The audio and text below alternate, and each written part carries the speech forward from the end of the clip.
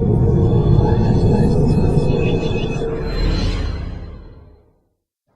Disruptoid, it's Holly Bennett, and I'm here with a amazing game that everyone is so excited for. Elder Scrolls Skyrim has been so insanely popular.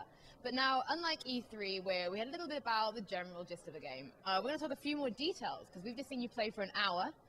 Not some massive dragon battle, but just the core of the game, what we're going to see. So first of all, the UI, the interfacing, the menus, glowing items, and little arrows. Talk about those. Our philosophy is that in a game like ours, you spend a ton of time looking at your interface, looking at your inventory, going through your items, and so spend a lot of time figuring out how to make that a more fluid system, how to allow you to inspect stuff. You find these cool things in the world, and then they become tiny little icons in a list when you're not using them. So allowing you to interact with those more, creating favorites so that you can pull up stuff on the fly without having to switch to your inventory. So spend a lot of time making the game easier, more natural. You look at something, you instantly know what it is. Navigating through menus is really quick and easy. So I think all of that has been really successful, and the game feels and plays really fluidly as a result. Another new thing was leveling up and how the different trees are working. And it was beautiful when you load it up. It's like a big sort of nighttime sky. Talk about that as well. Yeah, that was one of Todd Howard's big ideas. Was he loved this notion of, we've done it with character creation when you pick out your your birth sign, that you would pick out these different constellations. He had this notion of like, I want to look to the heavens and look at like a constellation with all my skills, and he sort of kept at it until he got the version of it he liked. But the idea is that you look up to the heavens and you have a constellation for each one of your skills, and those constellations are actually made up of perks that you can pick. So the way leveling up works is you just use skills. Whatever you like doing, you keep doing it, and you'll get better at it. And the more you increase your skills, any skills, the more you'll move towards leveling up. When you level up, you get to pick a perk. So you get to move through all those constellations and pick which perk you want. And perks will do things like make certain weapons do more kind of damage, allow you to do and cast better spells, make cooler items and crafting, all kinds of stuff. So it really allows you to exactly pick what kind of character you want to play and what kind of things you want to do. So crafting, you just mentioned that. Now we've seen alchemy, and there was we can mine now, and cooking. Can you talk a little bit about those? Yeah, again, it's providing a much wider range of things that you can do in the game. So you can mine.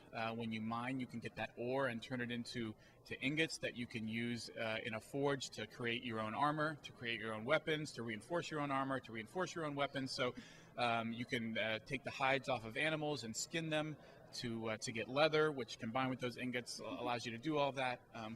That's all related to your smithing skill. There's alchemy, as you mentioned, and the ability to create potions. There's enchanting and the ability to enchant your, the armor and weapons that you just made. And then there's cooking, which is not it's not a skill specific. It's just a crafting that everybody can do. You find special cook fires around the world, and you can take all these food ingredients that you can find and create them into recipes. So you get a big list of all the recipes in the game and what the ingredients are for each one, and then if you have enough, you can cook those things and get sort of better, more potent, more powerful foods than you would normally be able to get. So there's a lot of crafting and stuff going on, and again, it's really up to you. You want to do a lot of it, do a lot of it. If you don't want to do any of it, you can go buy whatever you want from vendors you'll find in the world and keep playing and doing what you enjoy most. That's the whole idea. Lots of stuff for you to do, but you do what you find the most fun.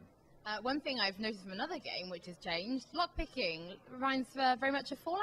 Yes, almost kind of sort of exactly like Fallout. Yeah, we did change it a lot from Oblivion. I think we found the lockpicking system for Fallout 3 was much more intuitive and felt a lot more like lockpicking.